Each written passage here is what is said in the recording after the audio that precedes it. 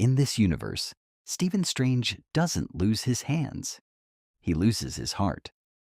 From the opening scene, it's clear the dynamic between Stephen and Christine is different. His ego is gone, replaced by a genuine, deep-seated love.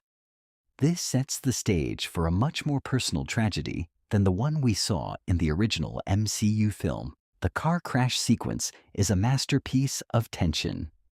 Despite Stephen's expert maneuvering of his sports car, we see the universe's cruel inevitability. No matter how he drives, a secondary collision occurs. This introduces the audience to the concept that some events are hard-coded into the fabric of reality. For Stephen, the loss of Christine becomes the origin story that leads him to Camartage. His mastery of the mystic arts isn't born out of a desire to heal himself, but a desperate, unspoken need to find a way back to her, making his path to Sorcerer Supreme much more volatile. 2 years after the tragedy, the grief hasn't faded. It has fermented into obsession. Using the Eye of Agamotto, Stephen turns the night of the accident into a personal laboratory of misery. We see a montage of failures, different routes, different speeds, even staying home. Yet Christine dies every single time. This segment highlights the absolute point theory. As the Ancient One intervenes, we learn that her death is the nexus event for this universe. If she lives, Strange never learns magic. If he never learns magic, he cannot save her. It's a perfect, unbreakable paradox that Strange refuses to accept. Driven by a refusal to accept loss, Strange seeks the forbidden knowledge in the lost library of Cagliostro.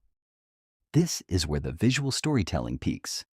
To gain the power necessary to break an absolute point, he must absorb the life force of mystical entities. We watch as he transitions from a sorcerer to a monster. The visual cues, the darkening of his robes, the gauntness of his face, and the multicolored chaotic energy he radiates signal his moral decay. He becomes so formidable that even the Watcher, a being committed to non-interference, considers stepping in to stop the coming storm.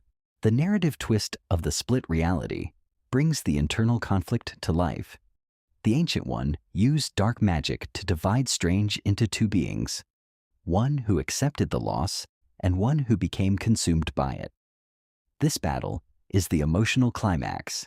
It's not just a fight of spells, but a fight between acceptance and denial. When Strange Supreme eventually overpowers and absorbs his better half, it symbolizes the total victory of obsession over reason.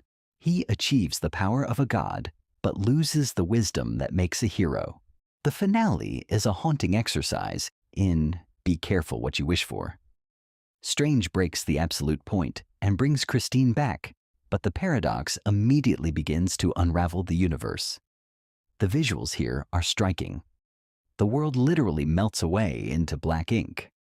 In his final moments of clarity, Strange acknowledges the Watcher, begging for mercy not for himself, but for Christine.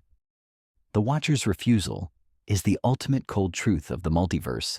One man's love is not worth the cost of an entire reality. The screen fades to black, leaving us with a Sorcerer Supreme of nothing, trapped in a tiny pocket of light within an infinite void.